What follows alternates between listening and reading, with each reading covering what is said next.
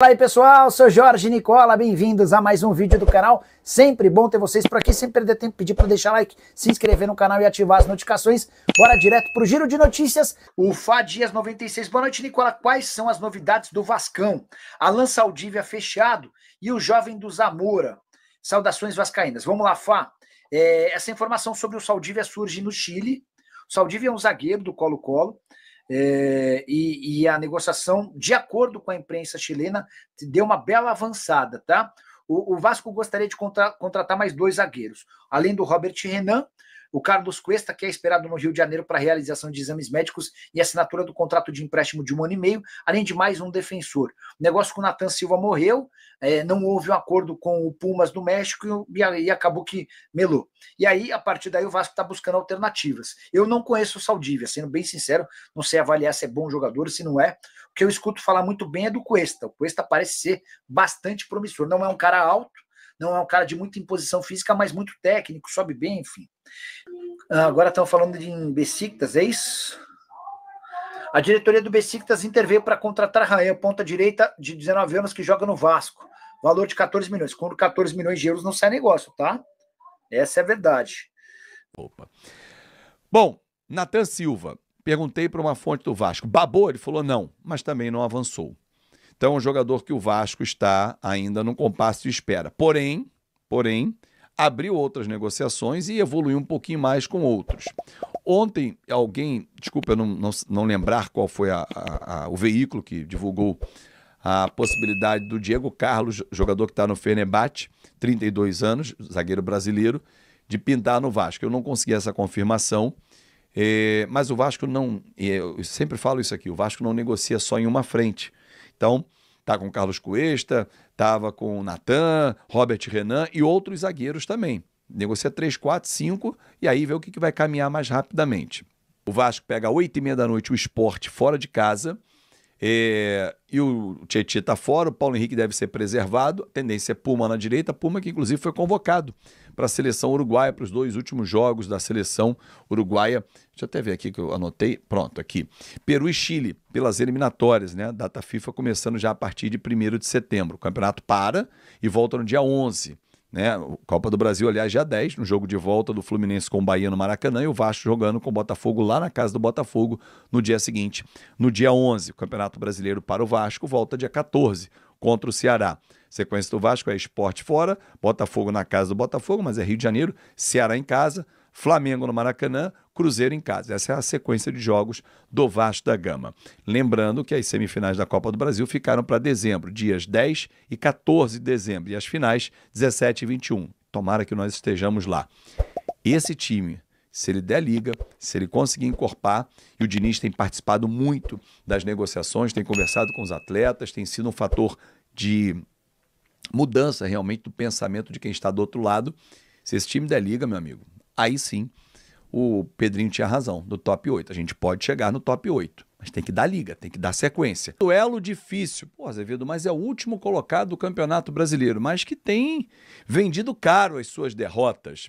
E o Vasco tem que ir à Ilha do Retiro, mesmo com 2 desfalques, PH e Tietê, fazer valer a força do seu time, a força do seu elenco, e o elenco está ganhando opções e novidades para contar para você, torcedor vascaíno. Começar com camisa nova do Vasco, que vai ser lançada agora em setembro.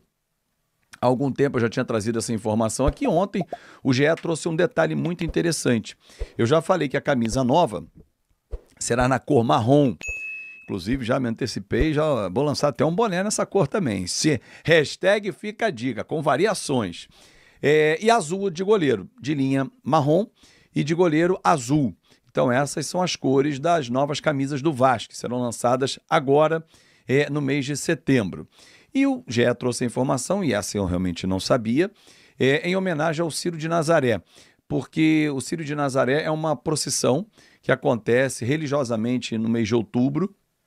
Os clubes paraenses sempre fazem uma homenagem, e o Vasco vai ser o primeiro clube fora do Pará a fazer uma homenagem também. Muito legal, respeitar as tradições, o Vasco tem essa tradição, né?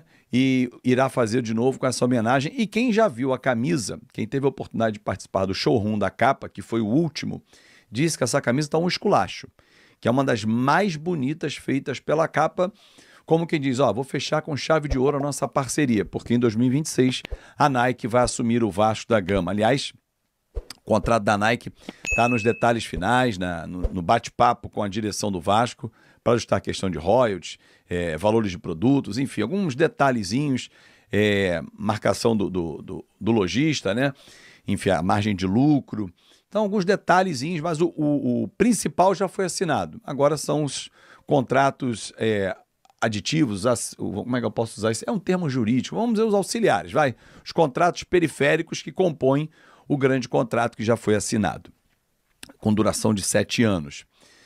O Vasco está discutindo, por exemplo, a questão envolvendo o pagamento de royalties para o período todo, para entender como é a conta do Corinthians, por exemplo, né? Um comparativo ao Vasco, Corinthians que já renovou com a Nike. Paulo Henrique está fora, Tietê também não volta, né? Os dois vão ser desfalques. Com isso, o Puma Rodrigues, que foi convocado para a seleção uruguaia para os jogos contra Peru e Chile, para fechar as eliminatórias, ele enfrenta a equipe do Sport, depois se apresenta ao técnico da seleção uruguaia, o Loco Bielsa. E o Barros vai ser mantido no meio-campo. Então, tendência de time: Léo Jardim, Puma, Hugo Moura, Lucas Freitas, Lucas Piton, Barros, Jair Coutinho, Ryan Verrete e Nuno. Essa é a tendência de time, com David Andrés Gomes ficando como opções no banco de reservas para o segundo tempo. O Vasco precisa voltar a vencer no Campeonato Brasileiro, vem de 2 derrotas, goleou o Santos por 6-0 lá atrás, depois patinou diante do Juventude e diante do Corinthians também. Então, assim, o Vasco precisa somar 3 pontos. Com as chegadas do Barros, que voltou de empréstimo, Thiago Mendes, contratado em definitivo, Robert Renan, que vem por empréstimo com opção de compra, o mesmo acontecendo com Andrés Gomes, Carlos Cuesta está chegando, quem mais? Deixa eu ver se eu esqueci de alguém. Mais um zagueiro vai chegar para compor, provavelmente pelo lado direito. Fala-se no Saldívia, do Colo-Colo, notícia que veio lá do Chile. Alguns jogadores saíram, como, por exemplo, o João Vitor, que foi vendido, o Esforça, que foi emprestado, o Jean Davi e Lloyd estão para serem emprestados também, ou até mesmo negociados de forma definitiva, e o Matheus França, que já veio também 1 ano de contrato com opção de compra. Esse modelo de empréstimo com opção de compra me agrada, até porque o Vasco não tem o recurso, né, para desencaixar automaticamente, fazer o Pix para o clube, mas eu acho que é importante você ter o modelo da performance. 1 ano é um tempo suficiente para você entender se aquele jogador vai performar ou não. Ele vai passar em vários campeonatos, em vários climas do nosso Brasil, vai se habituar. E aí, se ele performar, vale a compra. Se não performar, você não deixa atingir a meta. Você tira o cara do jogo e toca o barco. É isso. Esse é o modelo de negócios atrativo. Ah, mas o Andrés Gomes chegou dizendo que quer ir embora. Cara, todo jogador sonha com a Europa, é legítimo. Isso, para mim, não diminuiu o Vasco, né? Agora, uma coisa se ele dissesse, não, estou aqui, mas eu queria estar na Europa. É diferente. Então, meu irmão, pega as tuas trouxas e vai embora. O que não foi o caso. Bom, a minha pergunta que eu fiz na thumb e provocando você, o Admar é o melhor diretor de futebol do Vasco, executivo dos últimos anos? Pós Rodrigo Caetano, por exemplo? Rodrigo Caetano, que eu vou revelar para vocês aqui de forma exclusiva, tem o sonho de voltar ao Vasco da Gama em 2026, hein? Pós-Copa do Mundo.